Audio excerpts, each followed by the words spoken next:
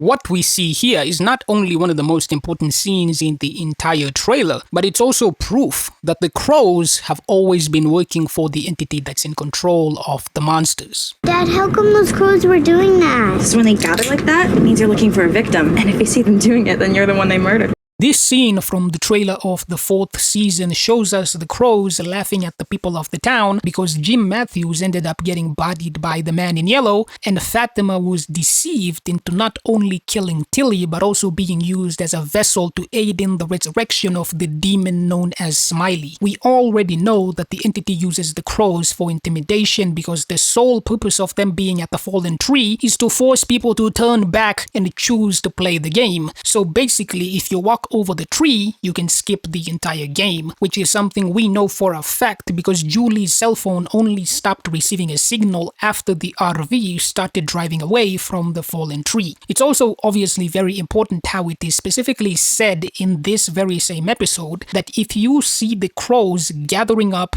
and swarming a particular individual, it's because they're sizing up a potential victim. So when you consider that simple fact, it automatically means that the reason they were swarming at the funeral in the trailer and laughing at the people of the town is because they know that victory for the evil side is basically guaranteed. In other words, they are very certain that the humans of the town have already lost the game. I also want to point out that technically speaking, crows do not have the ability to look inside of the walls of people's houses, and therefore they are not capable of knowing that Tabitha was digging the hole and informing the entity that she was doing it. It was obviously the kimono demon that did that, because not only can he bypass the talismans, but he can also turn invisible, meaning he could have literally been watching Tabitha that entire time while she was digging that hole. The boy also possesses the same abilities, so there is yet another being that could have been responsible for the entity knowing that information. And how they know that we've already lost the game is because the entity has been manipulating all of us to ensure that we can never win, and this directly ties into the next scene that I'm about to show you. There is something ancient here, feeding off our suffering, and it doesn't stop. I think they're doing it to make us afraid. We're losing. None of us are going anywhere. Now, what we see here in the trailer is Marielle confirming the existence of the entity in control of the monsters, which is backed up by Fatima saying that the Nightwalkers were given immortality by it. So I don't want to hear people still claiming even to this day that we don't know if the entity exists or not. Nah, man, I don't want to hear that anymore. We know that he is here. The only debate that can even possibly remain at this point is what form is he using to deceive us. And this brings me to something that is much more significant in this trailer than you may have realized. Because I want you to take a look at this picture right here. You can see Kenny crouching in one of the cabins in that new village. And what I want you to focus on is how close Kenny's head actually is to the ceiling of this cabin. The reason why this matters and what this really means is that the new monsters / dolls that we are seeing attacking the people in the cabins are nowhere near as big as the trailer would make you believe. Like, even when you look at this scene with Ellis crouching, you can easily see that him standing up would be very close in height to the seemingly giant dolls. Okay, I mean, technically they are in fact giant dolls because the average doll is nowhere near that size, but in comparison to humans, they are probably not giant. At best, they're just slightly above average human-sized dolls, which means that they're even more of a disappointment to me than I previously thought. Because unless it turns out that this was actually the Yellow Man wearing a sack on his head like Jason Voorhees, I don't see much reason to be excited about these things. However, this directly brings me to something else that I literally have not seen anyone else addressing whatsoever. So pay attention to what I'm about to show you next. That was a hell of a song. Knowledge comes with a cost. Get out of here. Run.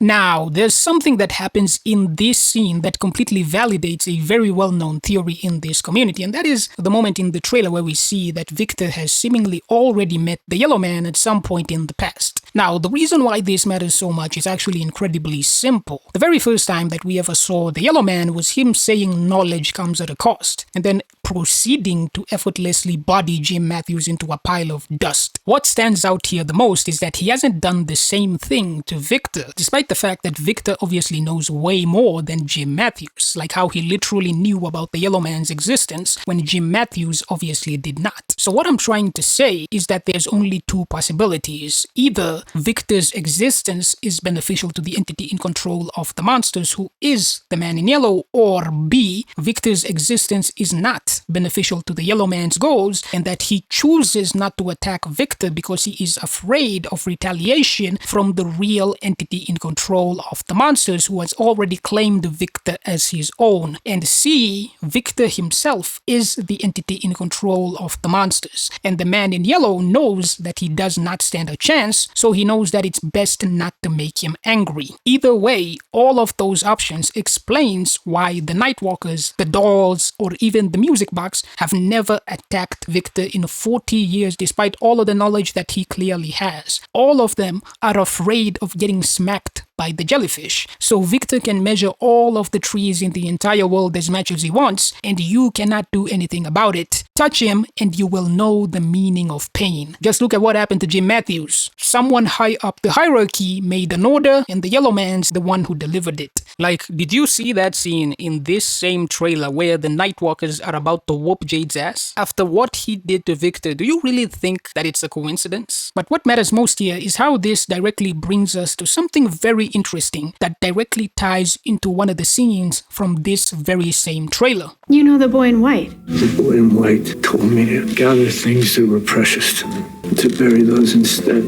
Now, what we see here is one of the most under-analyzed scenes in this entire story, even though it clearly holds a lot of significance. For example, in the Yellow Man scene in the trailer for Season 4, we see him doing something that looks like he's transforming. And you can see that he has the suitcase that we first saw when Tabitha was digging into a basement and fell down into the tunnels. The reason why this is interesting to me is that if we assume the Yellow Man is using the DNA from whoever owned this suitcase, and therefore that having access to an individual person's DNA is a requirement to transform into that person, it brings up a very interesting possibility for why the boy in white was telling Victor to hide some of the possessions of the people who died at the massacre. Basically, what I'm saying is that the boy is keeping their DNA because he may possibly need to transform into them at some point in the future. This obviously might be an explanation for how these entities are able to make themselves look like the fake Tom the bartender, fake Abby, and of course, fake Father Cartry. It also brings up the possibility that they are keeping these people's DNA so that they can pretend to be normal humans and infiltrate future versions of the town, like what we see with Tilly, who is clearly only in the town to manipulate Fatima and Elgin to ensure Smiley's rebirth. I also want to point out that the last time we ever saw this suitcase was when Victor's dad was down in the underground tunnels where the Nightwalkers sleep. But to be fair, we do not know if this scene from the trailer is a flashback or something from the current story. And this brings me to something else that we saw in this trailer that will obviously be very important for us as the viewers to actually understand what's really going on here.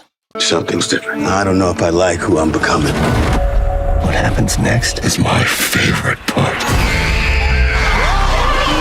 Now, what we see here with this scene with Julie in the Season 4 trailer implies that she's going to time travel back to when the monsters stopped moving after fake Abby showed up at the RV. This is actually very interesting to me because when you look at the official guide for the recommended episodes to watch before From Season 4 starts airing, the episode where this scene takes place, i.e. Season 2 Episode 9, is not even included in that guide. So this can mean one of two things. The trailer has been intentionally deceptively edited to make you believe that she is going to be time traveling back to that moment, but she actually will not be doing that, or they're actually going to address mysteries that happened outside of the episodes that were recommended in the guide. But if that's the case, then what's the point of having a guide in the first place? But what really gets me about them not listing this episode but featuring it in the trailer is how Boyd seems to be illuminated by some sort of incredibly bright light while he was asleep. And then once he wakes up, the light completely disappears. The reason why this stands out so much to me is the title of Season 2, Episode 9 was actually Ball of Magic Fire, which might be the real form of the entity in control of the monsters himself, and may possibly be hinting that he was inserting these dreams into Boyd's mind while he was asleep. And he might be the source of this light that the Nightwalkers seemed to have been observing when they stopped moving at the RV. Something else noteworthy is that this same episode was where Ellis expressed a deep and tremendous fear that his child would be transformed into a monster by this place, like what happened to his mom. Christy also specifically says in this episode that the ball of magic fire is supposedly what gives life to the entire world, and seemingly she was referring to the sun, but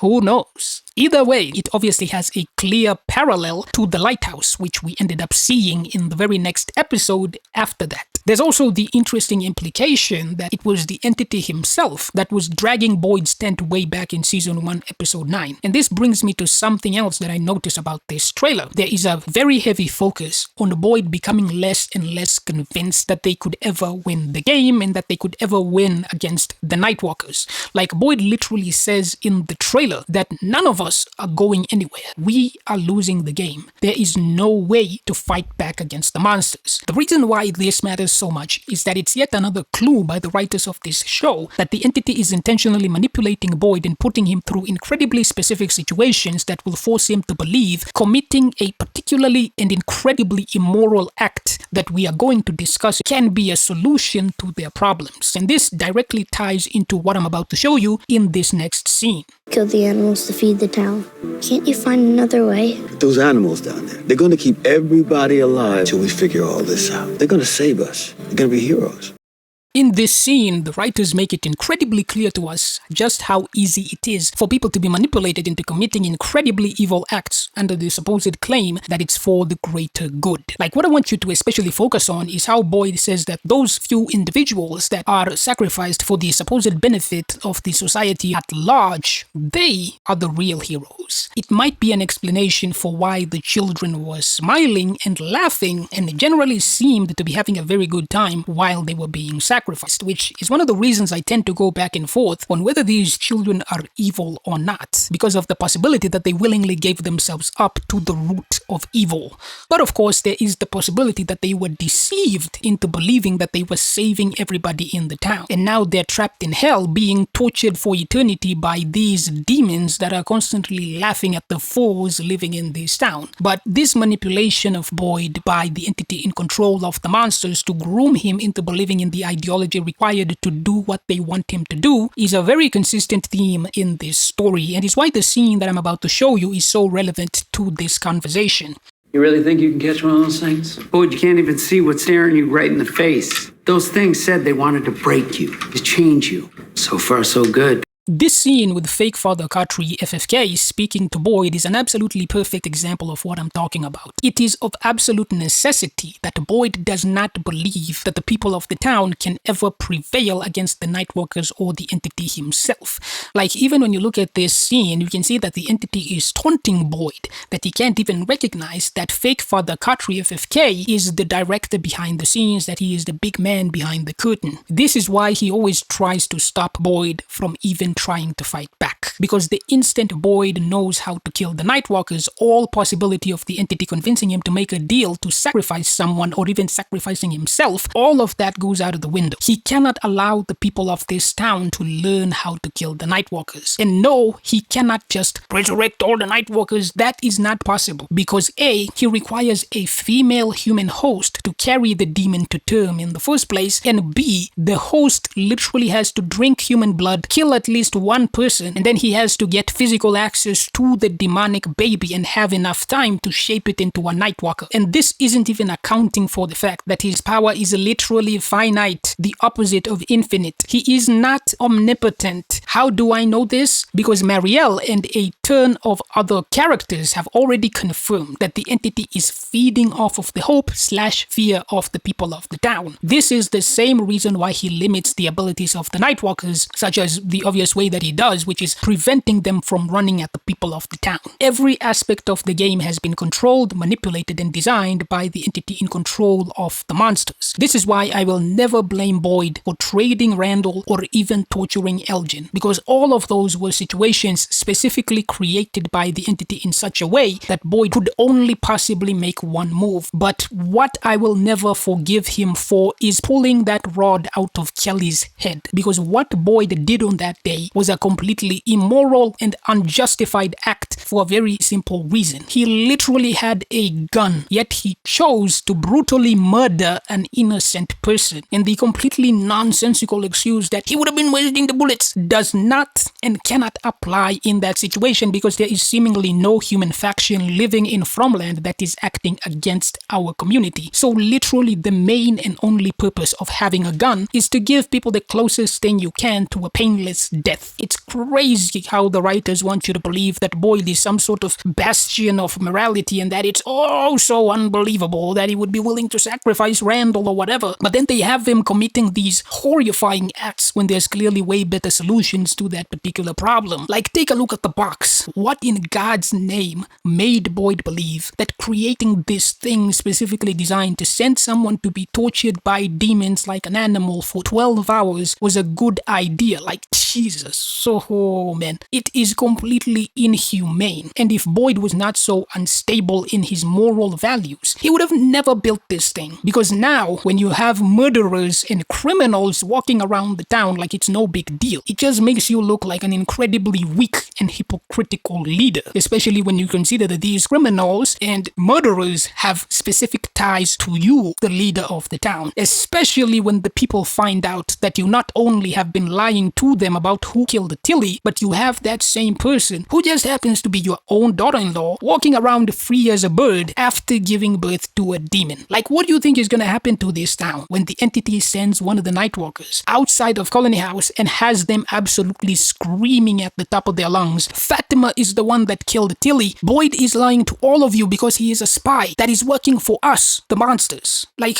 Jesus Christ, Boyd, what are you doing? If you know anything about politics or politicians or even just being in a position of leadership in general, there's a very simple concept known as getting ahead of the story that you know has a lot of potential to completely destabilize your base of supporters. The reason politicians do that so much, confessing before the media has the ability to publish the story, is that it allows you to control the narrative as best as you can. Boyd's biggest mistake is that he's always playing defense every time, which forces him to always be doing damage control. He does not take proactive actions. A good example of this is that he didn't tell the people who came in on the bus about the voices that deceived Sarah into killing multiple people. So by the time he's trying to convince Elgin that the kimono demon is evil, it's already way too late, because the red jellyfish slash giant spider slash the entity has already dug his roots way too deep inside of Elgin's psyche to the point that Boyd could never even reach them. In other words, your own man has been brainwashed by the enemy.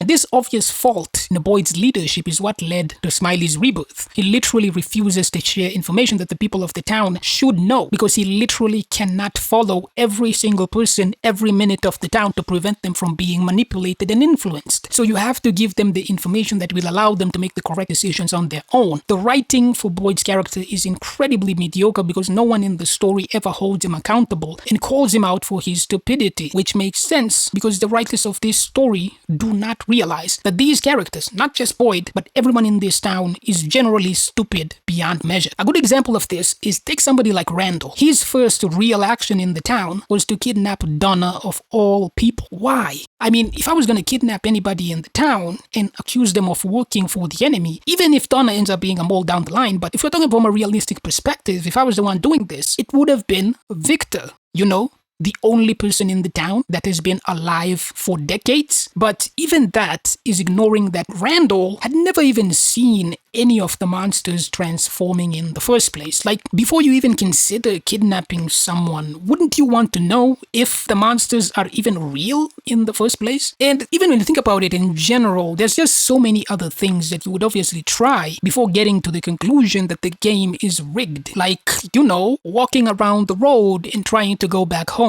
Because it's only at that point that you would actually start to consider that, maybe there is something supernatural going on in this town. And what I would try next is just to take a bunch of rocks, take a bunch of sticks, and to create a breadcrumb trail while walking around the road. Because if the trail is still there when you come back around, that would mean that you're still in the same physical space. Therefore, that the looping road is just an optical or possibly telepathic illusion. But if the trail is gone, well, now that is a very tricky situation because it opens up the possibility that you're being sent into a new alternate universe every time that you walk around the road, which would be insane. But if I was Boyd in this town right now, the very first thing that I would do is to create a support group for the people who got infected by the cicadas. Literally, the bare minimum that he should have done was to ask them if they even remembered that he was also in the dungeon with them. It makes no sense that Boyd, who's been in multiple wars and had a wife for a Marine, doesn't even understand what PTSD is when he sees it.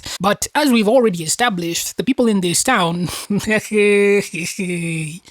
I mean, I guess it's not a surprise because the people behind this show made the same exact mistake on Lost. This cast is bloated to high heaven. No one from the bus has added anything to the story except for Tilly, who they already killed off, and Randall did not do a single thing in the entire second half of the third season. The people from the bus are the exact same as the people from the tail section of the plane in Lost. The writers refused to involve them in the main plot of the story, so they end up coming across as being completely useless. Like, imagine how much Marielle's character would have benefited if she was, say, a therapist instead of competing for the same position in the story with Christy, who was also her fiancé and her lover for no reason whatsoever. And if she ends up being a story walker, then she's also going to be second place to Julie. What were they thinking when they created this character? Or, you know, Ellis, who's even more useless than her, despite having at least 2 to 5 times the screen time. They've always been like this. These people are absolutely incredible at creating mystery and intrigue. But when it comes to character writing, they always disappoint. It's the same thing with the ending of Game of Thrones. Absolute trash. Like this scene with Boyd always stands out to me. Victor literally asks him if he found anything out on his trip into the woods, and Boyd decides to lie to him. Can you imagine how much more the people of this town would know if Boyd had been honest about the lighthouse and that he'd seen the old man chained up in the dungeon? And we know